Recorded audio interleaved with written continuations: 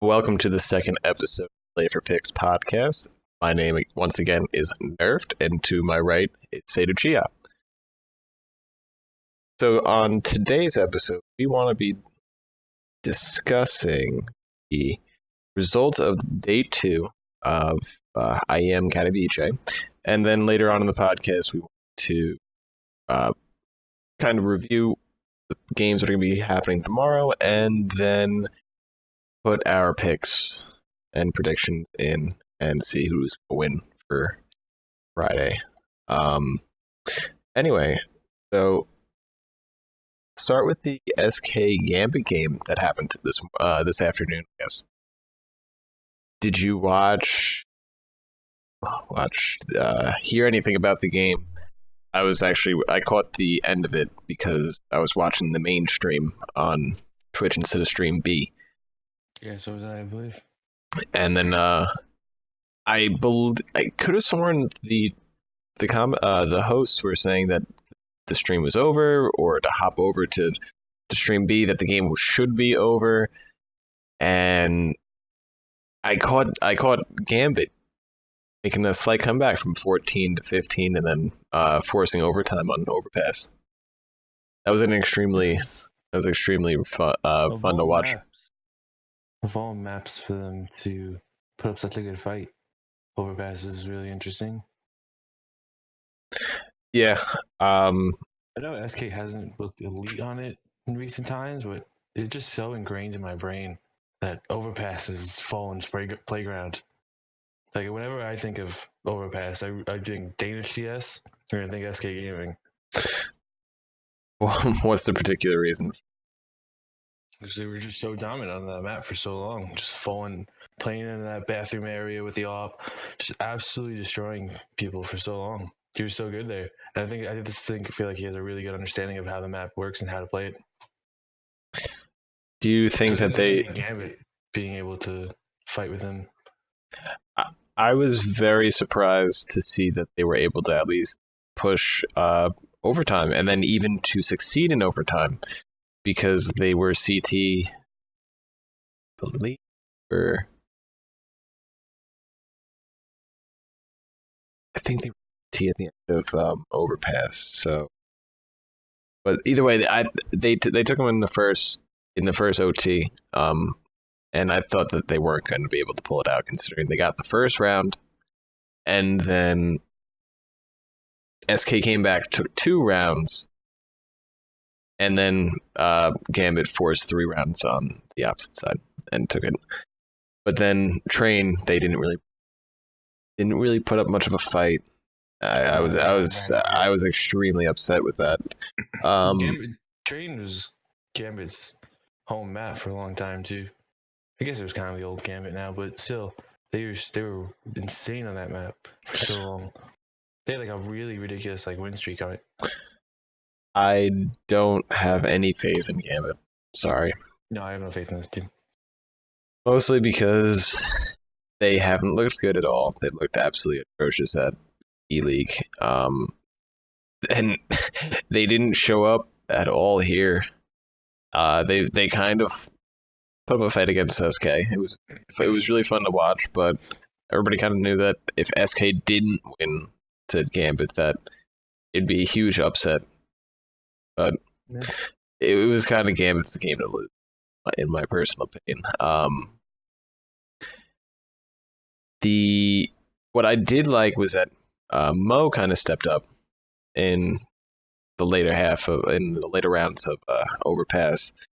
He really he picked up to the op and just kind of felt like it was natural to him once again, even though I felt like he was struggling in the beginning of Overpass. He's looked up below average for a while. I don't see the point of him on this team, really. He doesn't do anything special. He's not just average, if not below average. I agree. But don't you think that the main issue kind of right now is Hobbit at being the in-game leader? There's a lot of issues in this team.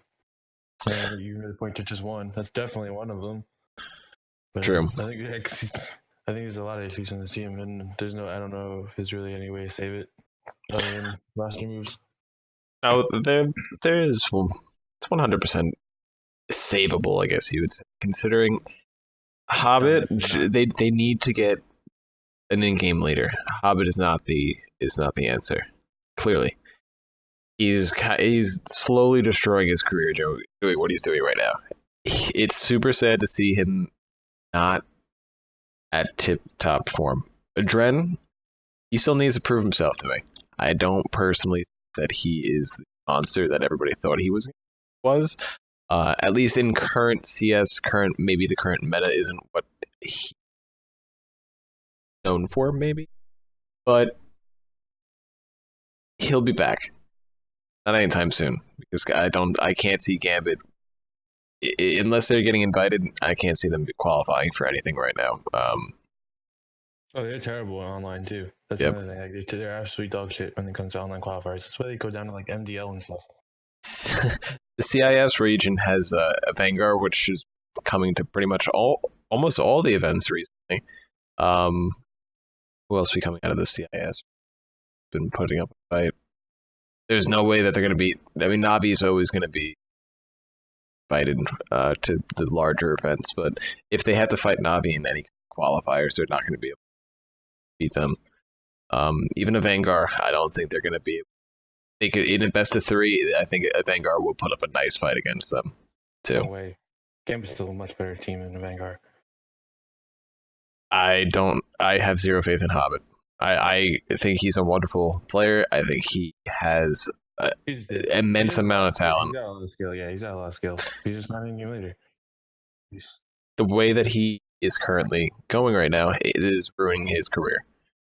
If you looked, he did not seem confident. Looked like he had no. He just felt uncomfortable in his own skin and didn't even want to be the in-game leader. It looked like he was struggling to call more so than play, and I think the calling is taking away from his playing. But yeah, well, there's no other person you can do is give this to on this team. That's the problem. I honestly give it. He's supposed to be their second fragger too, and you can't do that if he's in-game leading. Fuck, man, just give it to C's and see what happens. I don't want C's leading my team. It's Dosia doesn't. You can't give it to Dosia, obviously. Like, there's nothing to do in this team. Like, maybe a Dren. We already tried that. It was not worth it. It was not worth it. Can't be worse than Hobbit. Worse is relative. It's not worth it. That's the reason why he's in game leader now anyway, because of they gave it to Dren and it was clearly not going to work. So, well, there's clearly they just need to work on a lot of things. this team's a mess. But the fact that they even put up a fight against SK Gaming, and as well as they did feel like I said before, they fell apart on train. They fell apart on train. But it's just bad. SK should have never let that happen on Overpass. Like you said, not playing well. No, they haven't. They haven't been at tip top form. I'm gonna bring up the fact on day one where or what I read was that he all tabbed out, and then it was happening to every. Apparently, like a bug with the computer that was happening. Apparently, it happened to Fallen. It happened to Fur too. I'm not sure if anybody else in the opposing team. I think Elise and someone that too. I'm not sure if that round would have really meant much in the game. It was a great game. That Fnatic SK. Crims looked like so it's so fun to watch him. That was when they played Astralis. The SKE. Because that last round was Dupree. Cold Zero trying to clutch against Dupree, I think. Am I misspeaking right now? Because if I am, I feel like.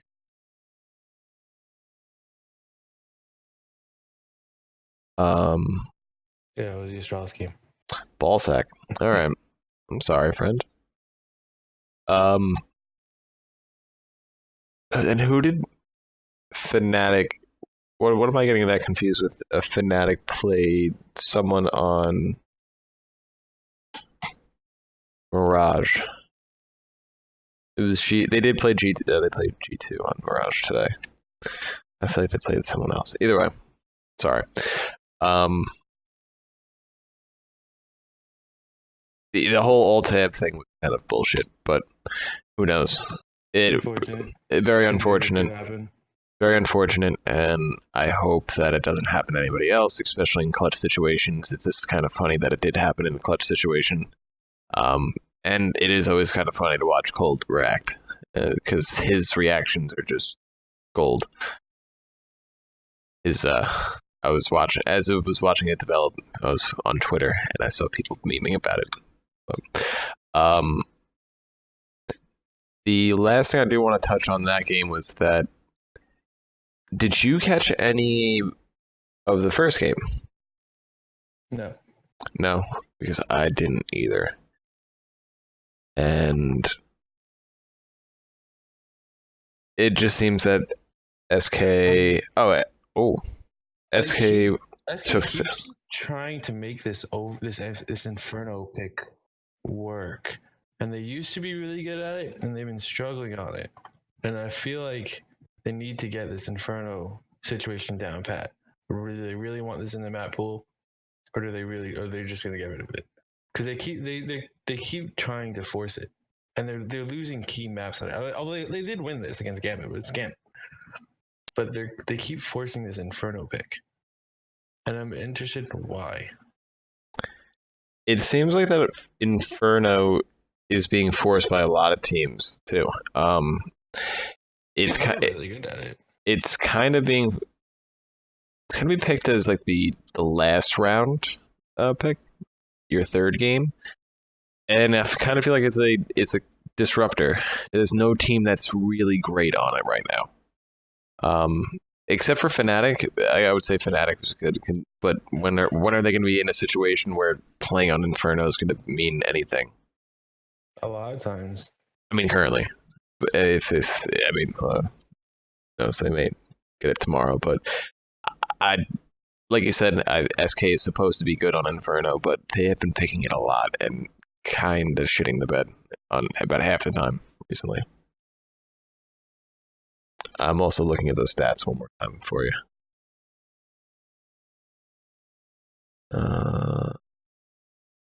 They went 13-2 on CT side. And then Gambit brought it back to. They won like 7 rounds. Yeah, no. They took 7 9.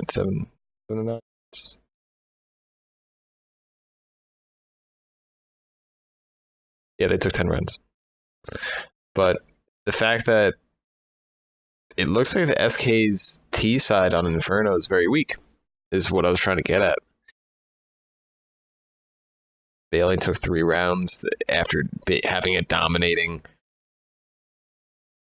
13-2 CT side. There's a lot of teams having problems on T side other than FaZe on Inferno. But isn't it supposed to be a T-sided map in the sense that in late rushes on B, on Banana, that especially if they have utility, that the T is probably in better odds of winning? I don't really think so. Opposed to the fact that that the CT can sit on new box and on Offens. I think that the T side, that T can rush into B side and overtake it probably a little bit more effectively than 2 or 3 people can anchor the site. But only if you have two or 3 attacking also. But I mean that's a personal opinion, and that could be a reason on why the people are struggling on T side, but I don't think that anybody's really great at Inferno right now. Not a fun map to watch except for when Katowice's pretty good at it. 2 good teams are good at it. I know Astralis has been working on it. So I don't know. It's a strange map. I think it's a difficult map. All right. Um, it was surprising that Gambit took one map.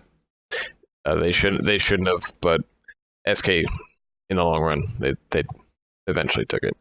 The Fnatic G2 game, I am a little surprised that Fnatic won. I'm glad that they won because I would much rather see them win than G2 because I think that Fnatic overall are playing better than G2. I think G2 is not a tip-top form. As you said before, Shox does have a broken wrist or something wrong with his wrist. Surgery. Yeah, he's in like wrist surgery this week or something. And Kenny is not getting the off as much as he should. They keep force. A consistent problem with G2.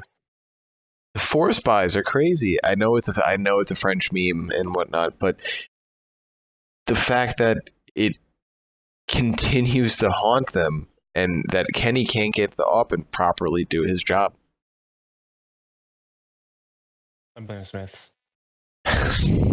Why do you say this? Because he's Smiths. I'm blaming him for everything in France. He's gotta do something about this. Can't be body. We know, because I really, jokes aside, like we know that he's a fan of it too. Like he likes these force buys, and like even when they don't do it and it work and like their full buys work successfully for them, he's like, no, we're just gonna go back to force buying. And I don't understand what you're doing, Smiths. Like, come on. He's a fan of it too. They all are, and I don't understand other than Kenny, and I don't understand why. It's not just this team too. Like happy teams do it too, and I don't understand why. What is with France and force buying? They continuously do it, and I know they don't even seem remorseful after they lose the round. It's like, all right, I'm just gonna keep doing the same exact thing. You know what? We have a two. It looks amazing, but like it doesn't work that well. It doesn't work that well very often. All these times, like it's just not doing great. Once teams just slow down, it's not the meta anymore. Like you can't do that anymore. You were able to do that like 3 years ago. You can't really do that anymore.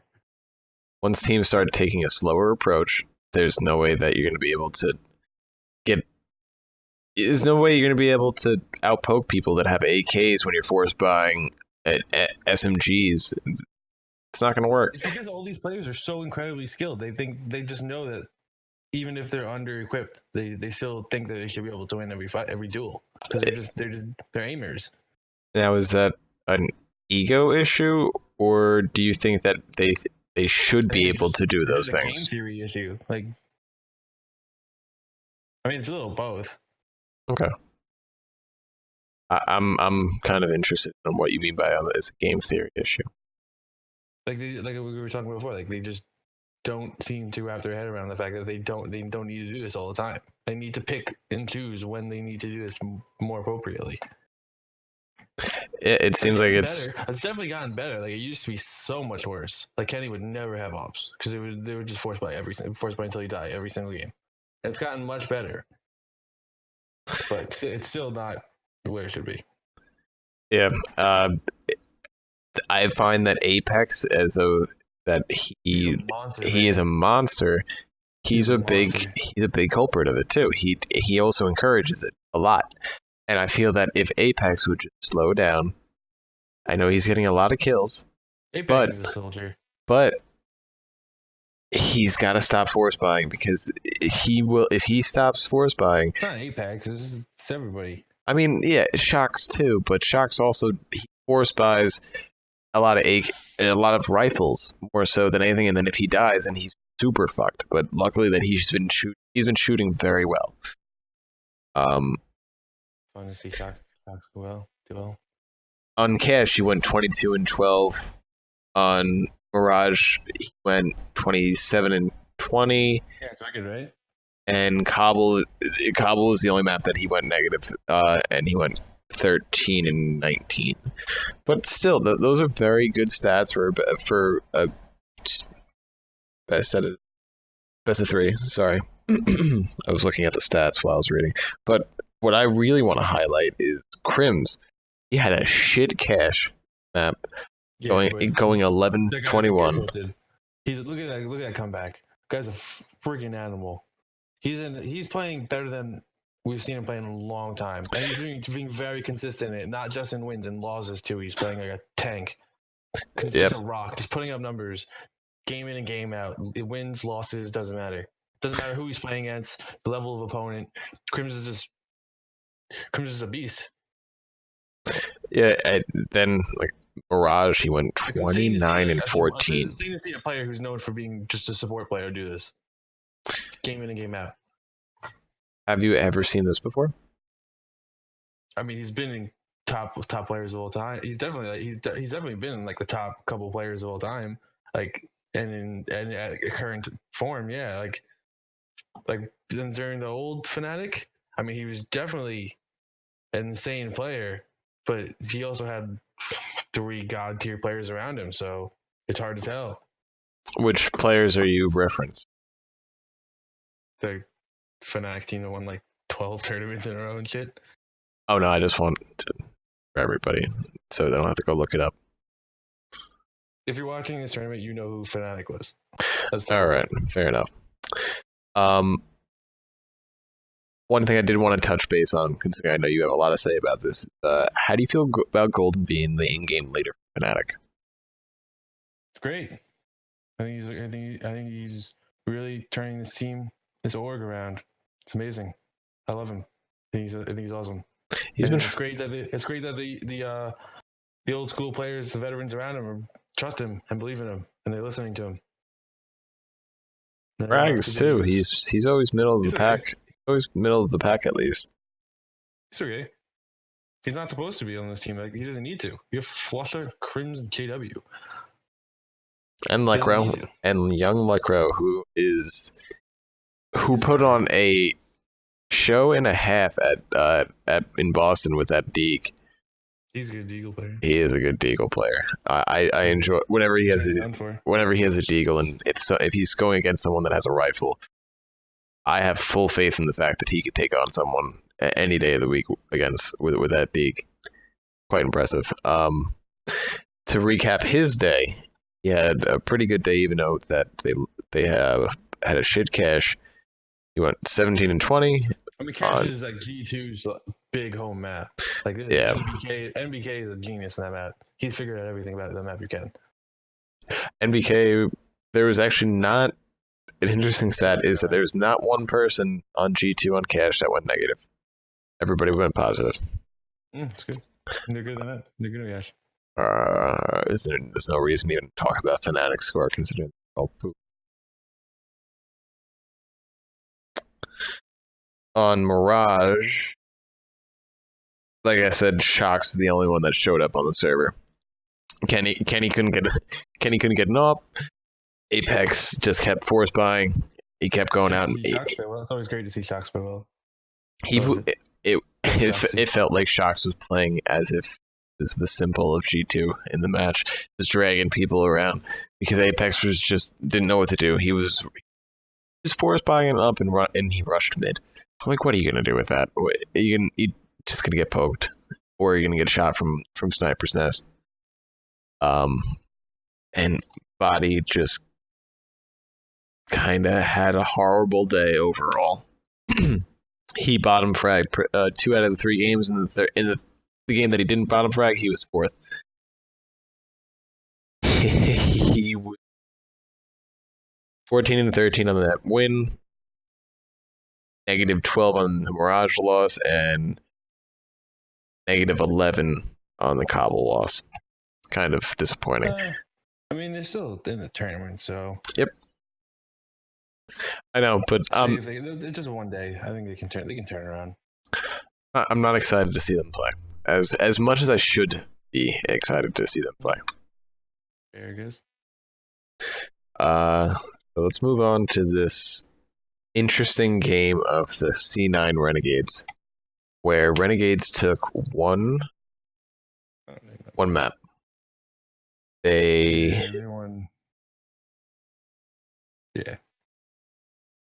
lost on Cash. They won on Inferno. That's weird. Yep.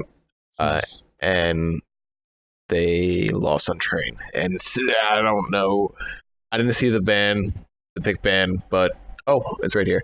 So Renegade removed Overpass, which I think that they messed up there. They should have got rid of Train. Cloud9 removed Nuke, which rightfully so. Renegades picked Cash. C9 picked Inferno. That's really interesting. They lost the map that they picked. Yeah, they're good at it. Renegades removed Mirage, and C9 removed Cobble, and Train was left over. How the hell is Train left over for C9? How do you not ban Train for playing against the Cloud? I don't get it. I don't know their map pool. They just don't play Overpass, and they had to remove Overpass. Because they have to. They remove Mirage. Like, you gotta veto Mirage. It's pretty hard to get both. Like, maybe if they can't play Mirage against Cloud9. Cloud9's an insane Mirage team, and you gotta pick your poison there with Overpass and Train. So I don't know what they feel more comfortable. Maybe they probably just play more Train than they do Overpass. They should have definitely banned Train. I don't know what they're doing. I don't know. It was a poor pick. We don't really need to worry about it because it's not in the tournament anymore. But at least it's worth talking about because C9 did lose a map. They lost Inferno, and they looked like complete shit. And Renegade looked like they had some life in this map. Nifty was open really well. He went positive 11. This team doesn't. I don't really care that much about this team. Like, they're just there. Yeah, but they're the most exciting team from the Oceanic region. I would personally. The only team from the Oceanic region. Order. Well, that doesn't count. You don't ever see them again. Doesn't matter. Are you sure? I mean, you'll see them at IEM Sydney. Did they even take one map in this whole entire tournament? You'll see him at IEM Sydney probably. That's it. All right. I'm cool. I'm cool with that.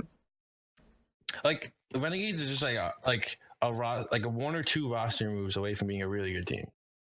But I don't think they're not gonna make any. So I don't know. It's the same Renegades. It's the same story as it's always been since like Vox. They had 0 maps won.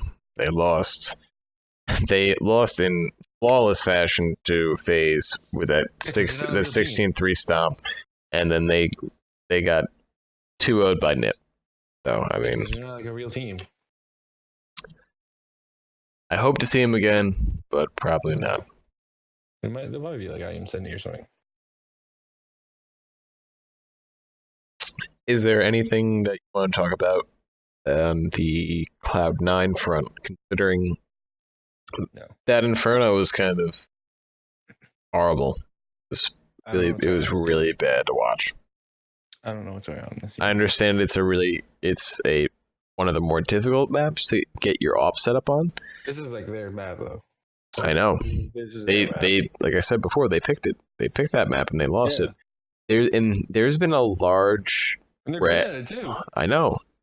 There's been a large rash of people losing the map that they pick, and it's been extremely interesting. I'm curious if it's more of that teams are preparing better in maybe watching their demos and getting their strats down. Oh, really? Maybe are they calling it better, or is it the fact that the team may be feeling that they have a little bit of pressure that they picked the map, or that they're notoriously good a good team on that map too?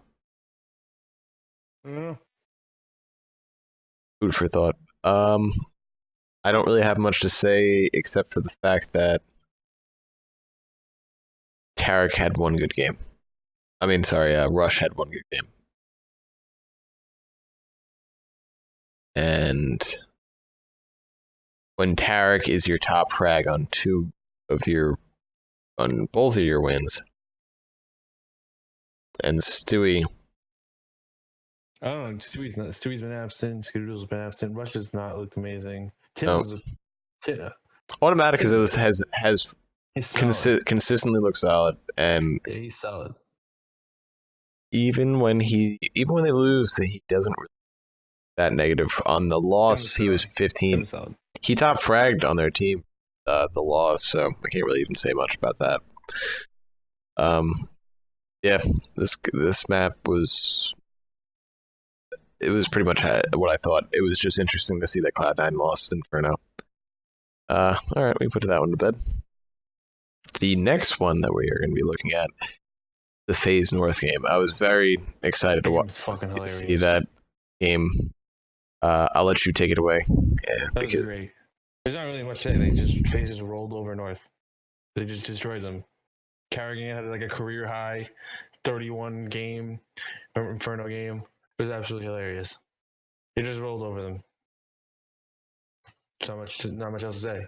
What was the dumpster? What was the score? What was Carrigan's KD, if you remember offhand? Like 31 kills or some crazy shit like that. Like I've never seen Carrigan do that. Carrigan's never done that. Is that? And you said something about that being 8 years. Is the highest fragging? I haven't seen. I don't think Carrigan's done that in like 7 years of Counter Strike. Like dropped like a 30 bomb. Oh, it's in a high profile game. What's even more impressive that he was 31-9 on Inferno. Nevertheless, to a map like that, we were just saying that a lot of teams are choking on. He stepped it up and he outfragged Olaf. And I mean, well, I can say that about anybody on that team. He outfragged anybody. The team is full of great players. They just dunked North. Like North, they didn't even show up that day. They might as well have just stayed home. Like, how many rounds? So let's see how the pick ban went. North removed Cash, FaZe removed Cobble. Again, North picked Inferno. FaZe didn't even pick Inferno. FaZe picked Mirage. North removed Train. FaZe Overpass was left over, and they didn't even get to see Overpass. How they wouldn't have won Overpass? Why'd they remove Cash? They always it's their perma ban. They always ban Cash every single game, no matter what. MSL refuses to play it. I have not seen. Well, that's super easy for them. And anybody then there's gonna be consistent flaw in. Most teams have like a perma ban. They usually always ban. I think Cash is a gold mine for a team to take. Not for MSL. MSL won't play it. He's very vocal about it. He hates the map. He doesn't like anything about it. He absolutely hates every single bit of it, and they refuse to play it. North hasn't played Cash in like ages, like years. I mean, they played like one game of Cash all last year. In 2017. I feel that we don't see a lot of Cash at all. We don't see a lot of we don't see as much overpasses. We don't see as much Cash. But the fact that North will never pick Cash and it's always going to be permanent banned. He just hates it. It's then they have they're going to have a consistent flaw in. They're going to get fucked on their picks all the time. It's just the way North works. They need to do something about that then. There's not really anything you do. You can't get through MSL's 5-star head. Well, you know what? See what happens if they ever win anything then. They did win Epicenter last year. I'm sick. Continuing to especially with KRP. Can't be sick. He looked sickly today. The whole team did. No one did anything on this team. No one did anything in this game. No. They didn't even show up to play. I am more talking about it anymore. That was kind of they got wrecked. It was the highlight of that series was Carrigan dropping 30 kills. Yep, that was the only reason why I wanted to bring it up. That's hilarious. The next game was the same thing too. It's not even like worth. Oh, this is a game you want to turn off. Like you wouldn't even watch it. I wouldn't even want to watch this game. It's terrible. Quoting you from our last podcast, I don't want to watch bad Counter Strike, and this was just shitty Counter Strike. No, I mean Heroic wasn't shitty. Heroic was sick. Yugi, he played like a monster. He had some crazy shots. Yeah, he had a 1v2 clutch on Train. It says here. Shots. Yeah, he had some crazy. I watched that game. He had some crazy shots. He was sick. And Virtus Pro was his first pro. Like, looks like Rubino had a couple of 3Ks. Yeah, it's good to see Rubino come back. Playing well. He had 3 3Ks at least. Yugi had a 4K. Just kind of, it just looks like he was a He gigantic. styled on them. Yeah, He he did. styled on them. I So didn't. he also had he had like this insane clutch against Neo. Where he just like I think it was Neo. He just styled on him. I wasn't able to watch the game at all, so it seems like every time that VP plays, I don't get to watch, and I really want to, considering You don't it's want to watch it's the games. it's kind of like a train wreck. You want to look away, but you can't. No, maybe last year I felt that way last year when they were slowly getting bad. I was like, all right, this is a train wreck, but it's still Virtus Pro, still Virtus Still Pro. But then VP. after like a year and a half, 2 years of train wreck, I'm just like, this is just a wreck. What's the point of watching this team? I think. There's rumors that Neo's getting out. He'll be getting kicked soon, so that's good. No, Thank God. I mean, going strictly based on this tournament, Pasha Biceps needs to do something because he was 11-18 today, and then he was 5-20. There is zero reason why you go negative 22 for both maps. Like, how the hell do you do that? Because they're bad. They're just Rubino not good. Rubino showed up. They're just not good. I respect Rubino. Top fragged on train. He was positive 10. It was very awesome. So this is good. It's good to see him come back playing doing Yep. well. Like I said Back. last podcast, I really enjoy Rubino. I like watching him play. I do. Yeah, I kind of feel for him that he's on heroic. They're not gonna. I know. He purposely sought out going to heroic for whatever reason. He saw something in the leadership there possibly, or he may just mesh well with the fraggers. Who knows? I wish him the best, and I hope that heroic gets past, makes it to the top 8 somewhere. But I think they're going to be struggling for that spot for quite some time until either. Tomorrow. Yeah, we will. But if they don't win tomorrow, then I think tomorrow is their best chance that they've had in a while to get to the top 8. But I think they may fall short. But we'll talk about that when we cap the games or review the games that are happening tomorrow. Yeah, there's really nothing much more to talk about this VP heroic game except for the fact that VP shit the bed. What else? Yeah. In one of the most shittedly hilariously fashions. Then another game that was even more hilarious. Really? Nip order. Well, this was sick. This was a Dennis show. He styled on order. He absolutely styled on team. If you watch this game, he absolutely styled on them. I didn't see any of them, but it looked like Dennis is insane. He looked exactly like the way everybody thought he was going to play. A monster pistols. He's just everything. He's just such an all-around player. He has been bringing it with the pistol rounds, and that is exactly why they brought him back. And I'm glad that he's showing. I'm glad he's showing up for what they intended for, because I feel that he's insane. I feel that Nip was missing a lot of opportunity in the rounds. I mean, any team that he joins is instantly going to get better pistol rounds. Instantly, you're just instantly going to win significantly more because he's insane. And it's not just pistols; he's just an all-around player. His spray is really nice. His aim is really sick. He's just an all-around great player. He's an elite tier player. I'm so happy to see him play on it. 10 headshots out of 19 kills on train. And then look at that Mirage. He's unreal. 18 out of his 28 kills were headshots on Mirage.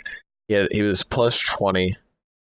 I'm not even going to talk about anybody from Order, considering, like I said, we're probably not even going to see them again for a little while.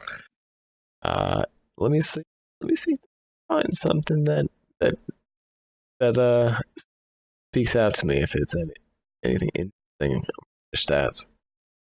No. Nope. They did not. I'm sorry, guys. It was just cool to watch Dennis play. Other than Yeah, that, I don't care. This game was boring. I'm sorry, Aussies. There was kind of zero redeeming qualities to any of those games. No, zero. Nobody was even positive. You're not Really like a real sad. team. All right, all right. So I'm gonna flash on the screen results from day 2, really quick. Just to recap what we're talking about. Um, I don't really think there was any upsets here, except for G2 Fanatics upset. except for the G2 game. That was kind of an upset. I personally thought the Fnatic was going to win either way. Like I said, I've been kind of rooting for them.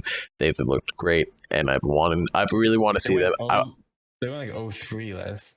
It started. They didn't I come out like know, I know, I know. Except for that, I'm talking about at Boston Major. They looked great, and I have high hopes that they can perform as well as they did. You know that yeah, I think they they'll be a didn't good win. team. I think they're a good team. I think they'll. I think they're going to be a solid team by the end of the year. But besides that, no upsets, except for the Just the way I way like it. in the way that you say of G2 and Fnatic. That was an upset. Not for me. Just the way I I like think it. that was just the way you like it. I hate upsets. I think they ruin tournaments. Really, I They like. absolutely ruin tournaments. I don't like them at all. But then, if that was the case, then every tournament would be this exactly the same. Good. What do you just? I mean, do you not want to see any variation in the tournament? Or No. you just want to see the I want to see the highest top level of 12 play? teams. Yeah, I want to see the top 12 teams in best of threes all the time. I like watching for the thrill of maybe a team that could possibly break out, get a chance, but they're not going to go anywhere. I hate when they knock out a team that should never have been knocked out in that round. That's when I get a little frustrated with it. But then it just always proves No, that when you have a because bunch of upsets, you get shit like the major before the last one.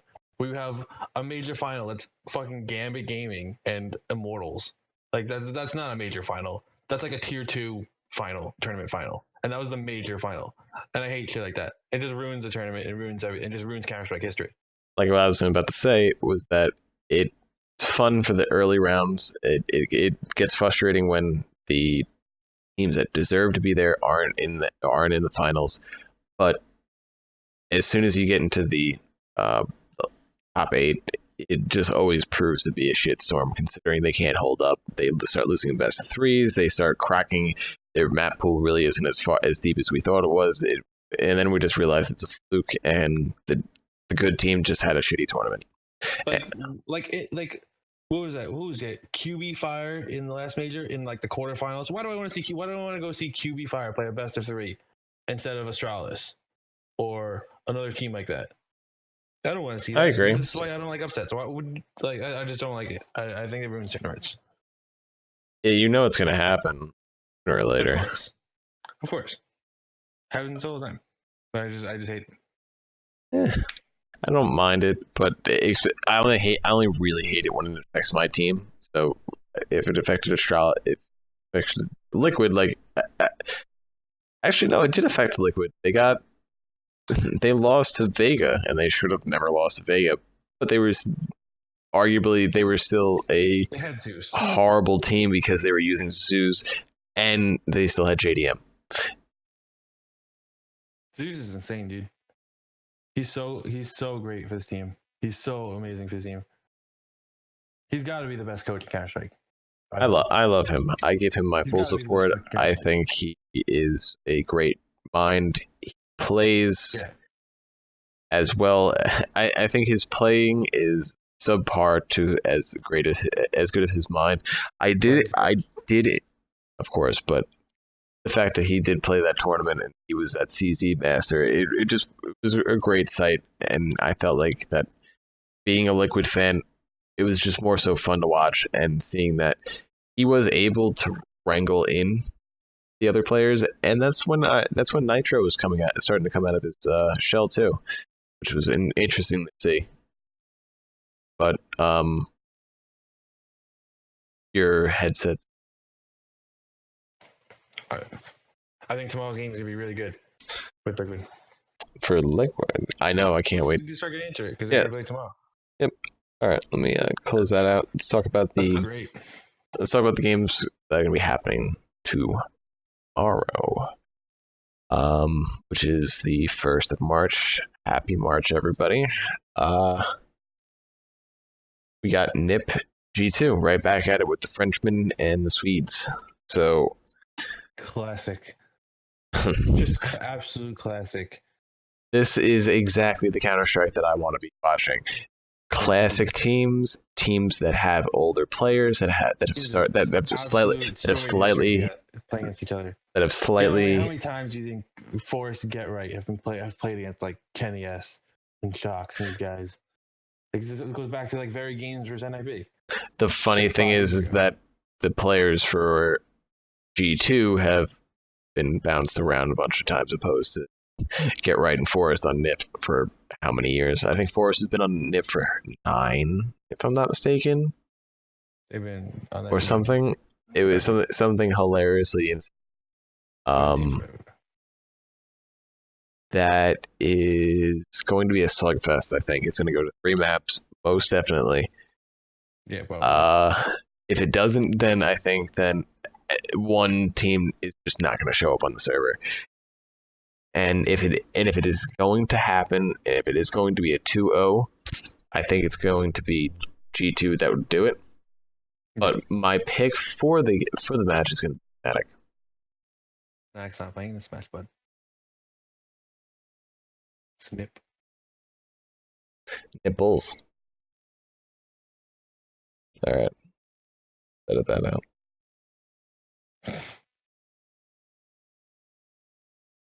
I think it's going to be a great match between NIP and G2. This is good, mate. Good. I think that if there's going to be a 2-0 on this map or on this series, it will be G2. But my pick for the best of 3 to be NIP.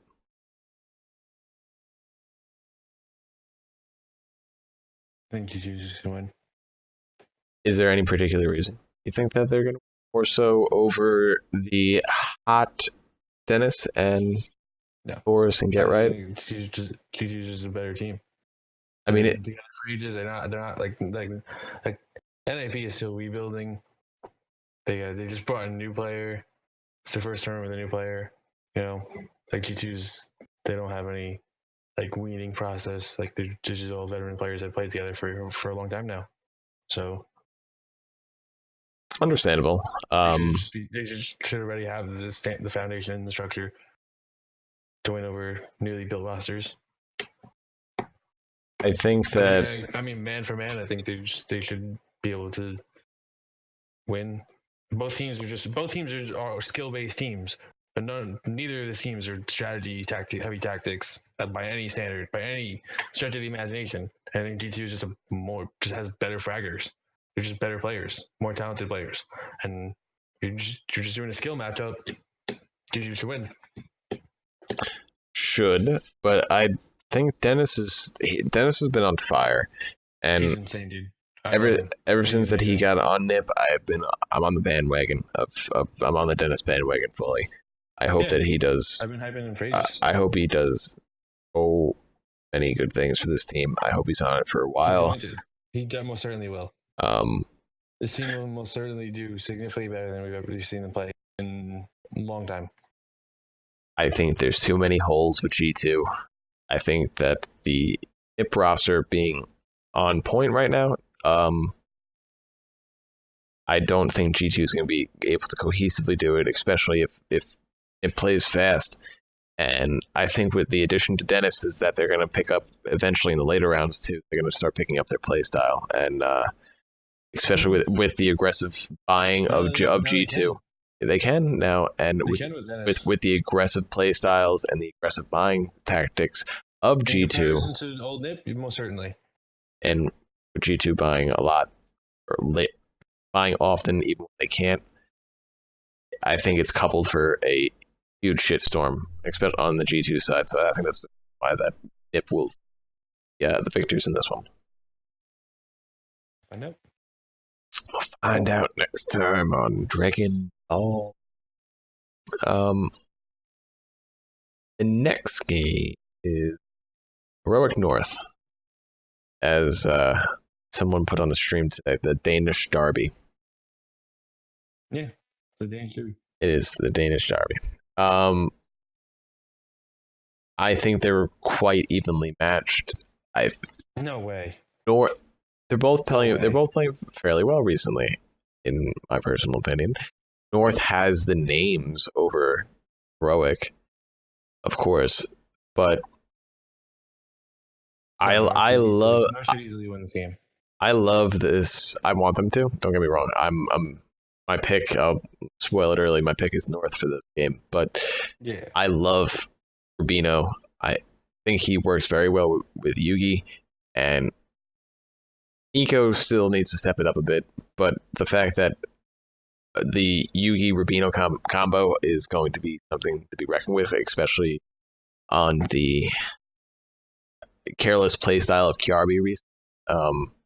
But Valde and MSL are going to pick up apart, especially later on. They're just going to outwit them, even if they get into some kind of trouble. Should. But I think it will be a 3-map series, and Maybe. ooh, interesting. HLTV says that, or people are guessing that Heroic is coming out ahead by 50% to 45. Not everybody's on our side. They don't have the faith in. Heroic won yesterday and North lost. Heroic won Heroic stomped yesterday and North got stomped. True. I guess that will throw off the. If we're going off of momentum, Heroic has it. That's about it. That's about it. They have momentum. I hope. Just a better team. I hope North puts on a good show. They're always good for it. But Heroic they're on fire right now, but we'll see. My pick is North, and you said North, correct? Yeah. Cool.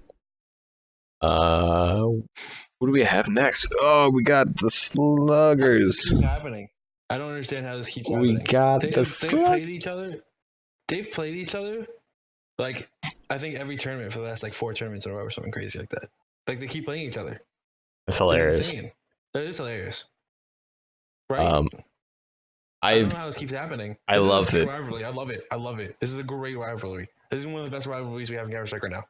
Just like the Cloud FaZe rivalry that I really love, but I love seeing these matches. You know, it's going to be a slugfest every time. Yeah, but with the way that C9 is playing right now, I do not. The team looks good. That's the best part.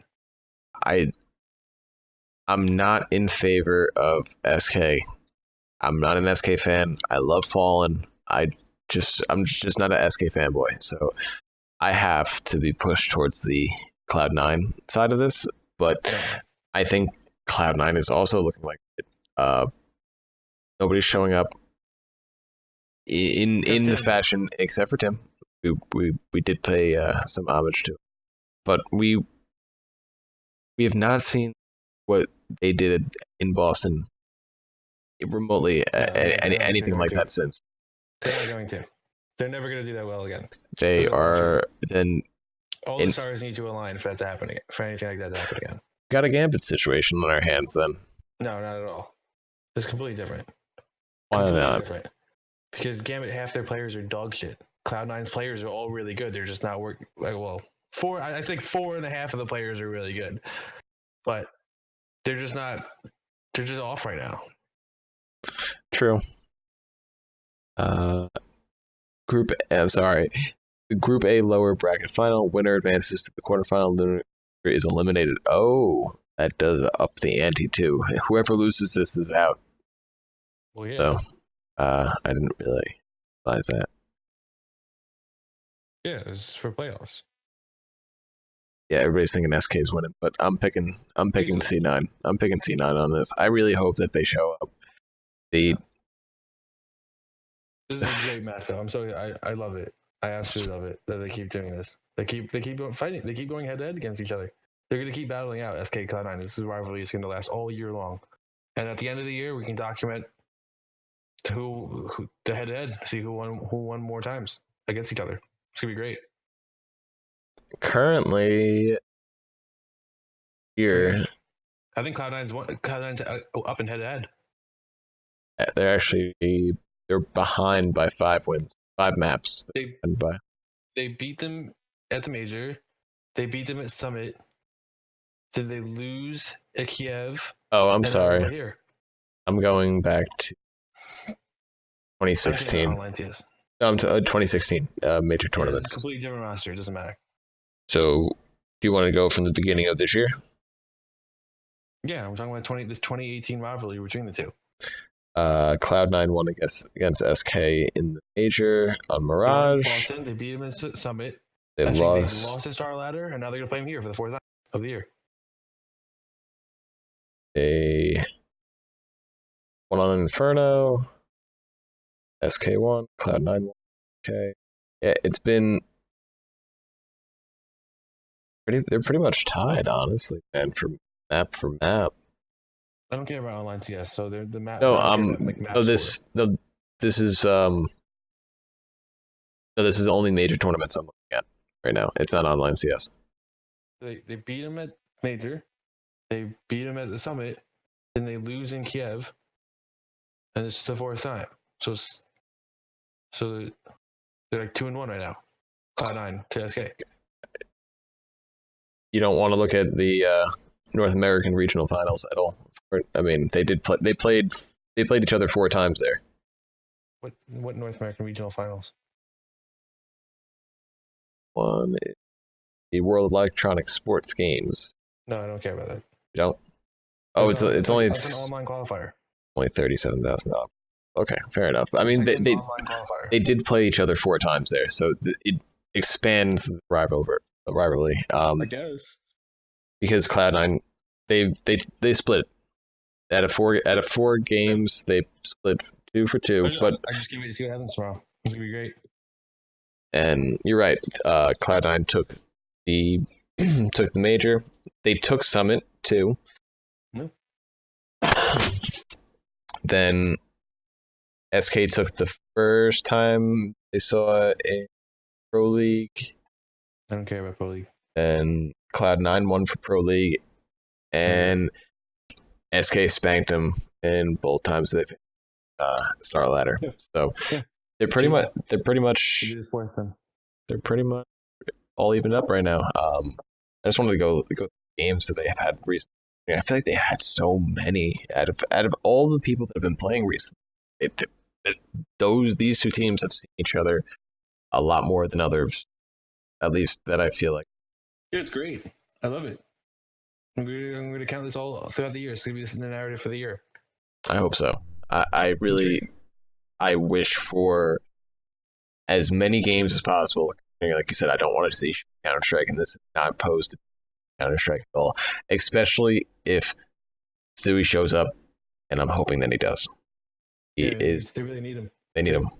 Kind of lacking it, and if you saw it on Twitter, he's been showing up to the arena very early and trying to get his mechanics down on point and practicing. Practice super hard style.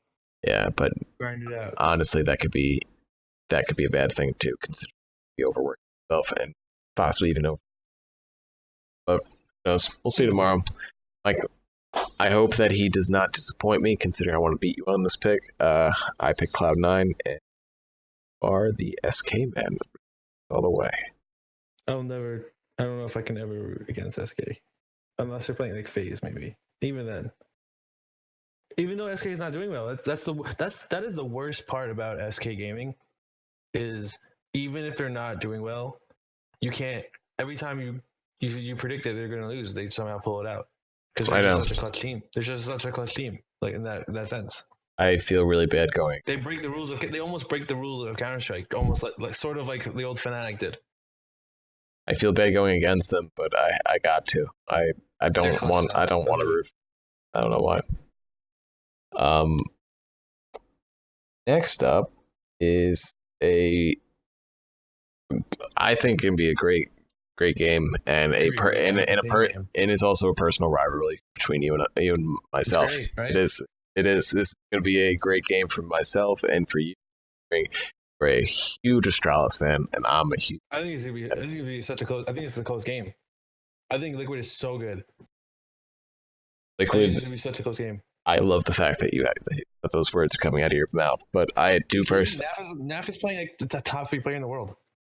which is amazing considering he just doesn't give a flying shit about anything. He does not. You haven't Naf is seen. amazing. You don't see this guy crack a smile. You don't see him.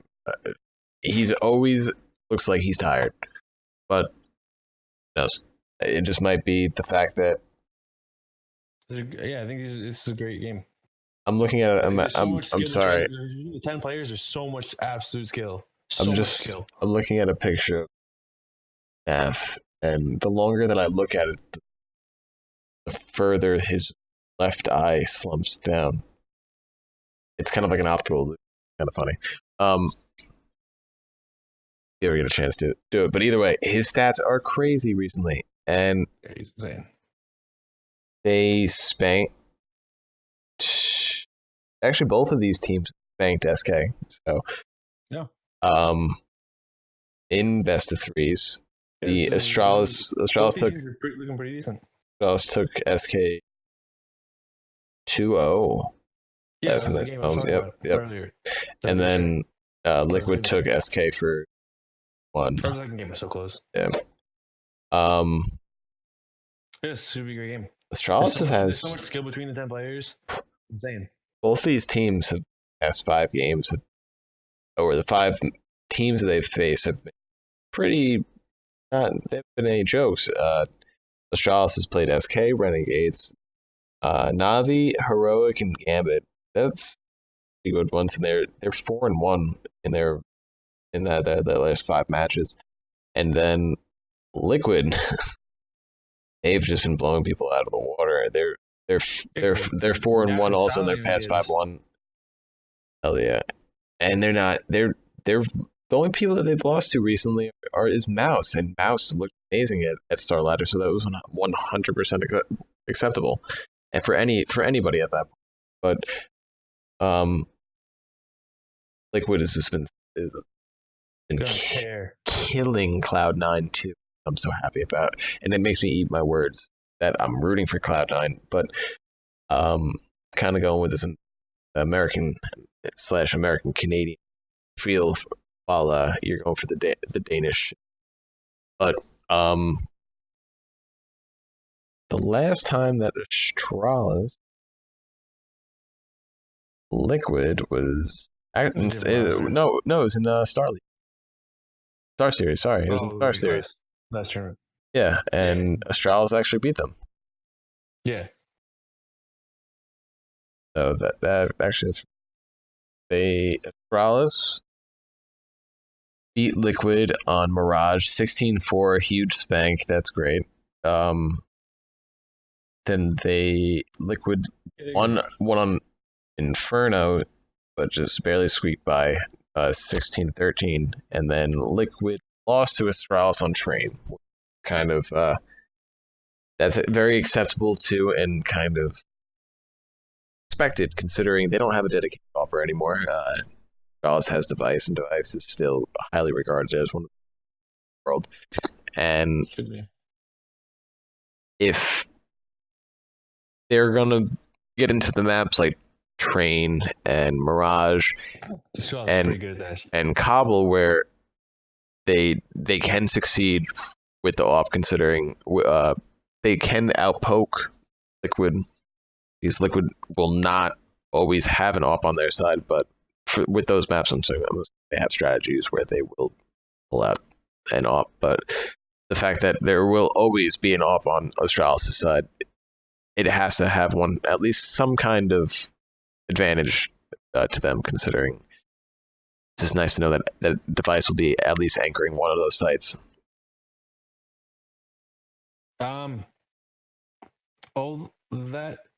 That's an interesting point, because that might, although it sounds like it's Liquid's downfall, it actually might be a strength in this matchup. The fact that they don't have a primary AWPer. Really? That's what Device is really good at specifically. Like his skill set is suited to take on other AWPers. Like he's really good. He is really good at that.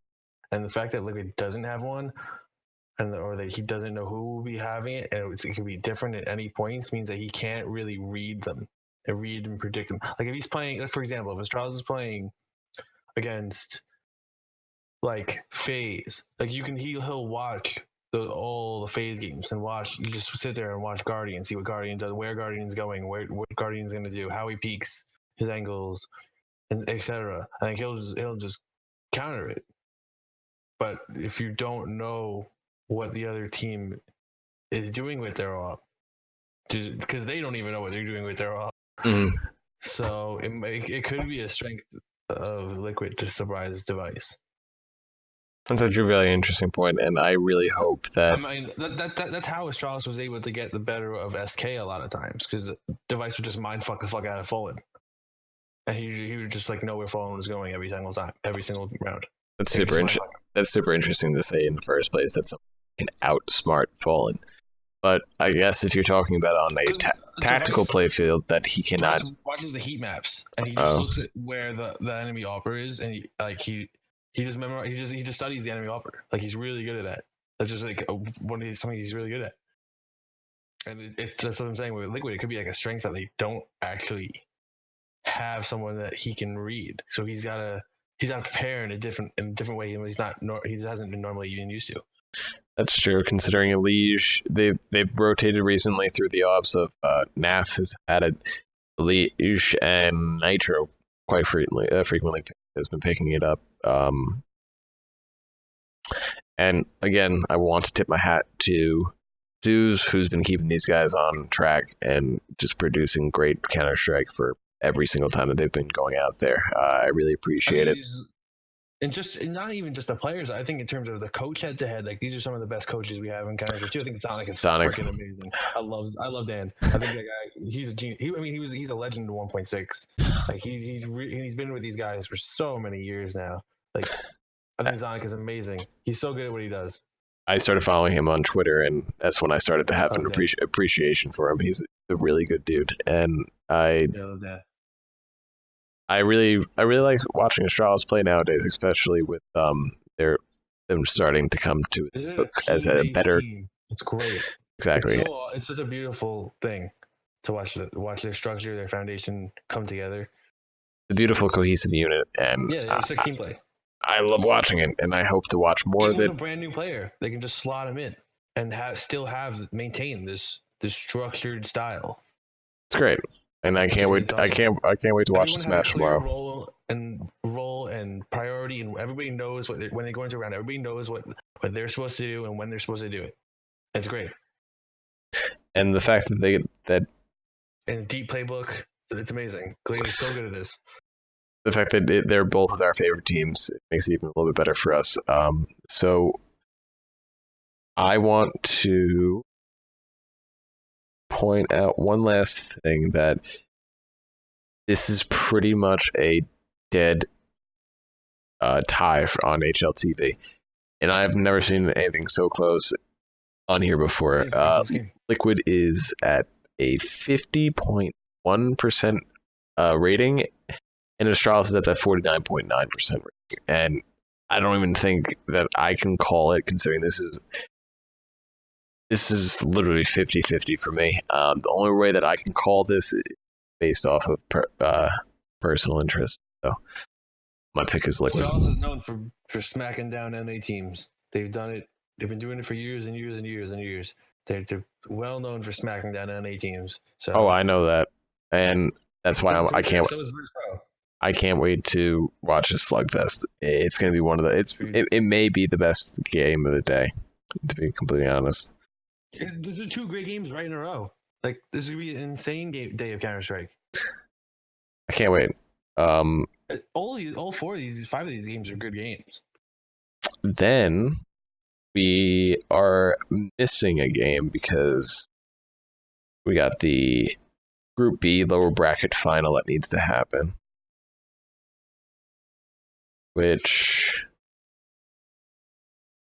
What teams are in that? the lower bracket final. Wasn't it the winner of G2 Nip G2 Nip and and Heroic North. So if it goes the way that I think it's gonna go, it will be a Nip North showdown. And if it's the way that you think it goes, I think whoever wins the G2 and Nip game will win the set no matter what. yes, I think both of those teams are better than. completely agree. I think both the teams are better than both Danish teams. I completely agree with you on that. I don't think it matters. I don't think either of these Danish teams are going to make it. G2 Nip game, I think, is going, like we said before, it's going to be a slugfest, and the Northern Heroic. But yeah, G2 or Nip will either squeak it out, but over North or Heroic. So it looks like we're both on the same side, but we're on the opposite side, hoping that you are hoping that G2 is going to do it, and I hope that Nip does it. But I want North to win. it's not going to happen. I just don't think they can. I don't think so. And which brings us to our last game of the day, which is going to be happening at the same exact time as that Nip / G2 versus North Heroic fight, is the FaZe Fnatic game, which I cannot wait for either. I'm riding Fnatic's the Fnatic train recently.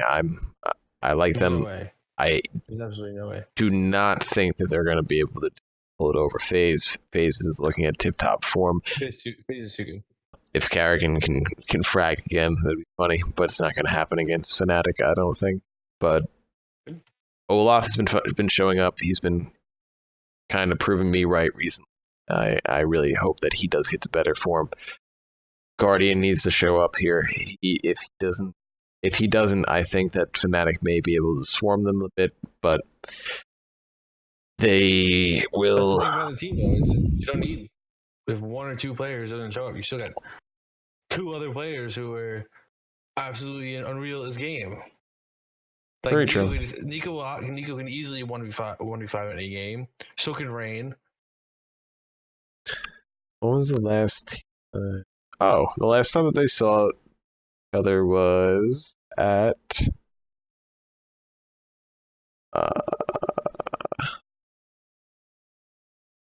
they saw each other at Boston Major, actually, and FaZe won 16-8 on cash. Yeah. So I think FaZe is just gonna win the tournament. So completely agree with you too. Oh wait, what? Oh yeah, you did tell me that, but FaZe is gonna win. I'm not gonna speak towards the FaZe of the tournament, but I think that FaZe is gonna win the match. Yeah, most certainly. They're gonna probably. It's too tough a task for Fnatic. Do you think it's gonna be 2 or 3 maps? I think it could just 2-0. Okay. I hope anybody on Fnatic can run with any of these players except Crims. Just fun. Even Crims can't. I really hope for the sake. He's really good, but he's not that good. I really hope for the sake of good Counter Strike that we do get to see that third map, considering these two teams will duke it out. But FaZe is looking great, so I don't think they really. I don't really think they're gonna have much of a chance. It's nice to see Olaf first back. My pick is FaZe for this. I don't really have much to say. I just really hope that they show up. That Guardian shows up, considering he's been kind of shitty. As for that, he's insane at the major. Insane. At the major is insane, but then just the last Star Ladder. He had a rough tournament. Extremely, but. All right, and this is going to be the end of the second episode of the Play for Picks podcast. I want to thank everybody for listening all the way through. Before we go, I do want to recap of we have picked for day 3. As for me, I have picked Nip in the Swedish-French brawl, and Sate picks G2.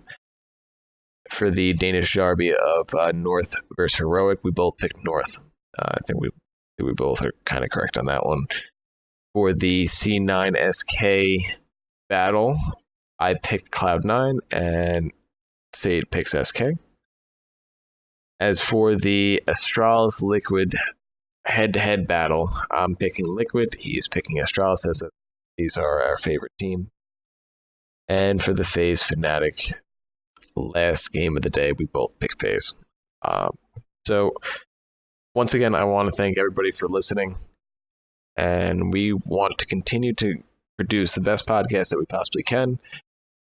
And as I mentioned before in the prior podcast, the giveaway is live if you want to make your way over to the Twitter account, and you could everything will be further explained once we start getting more traction with it. But I really hope that we can do more for this for you and that you guys are enjoying all this. So for the Play for Picks podcast, Nerfed and State signing off. Have a great night, rest of you guys. Have a great rest of your night. Bye.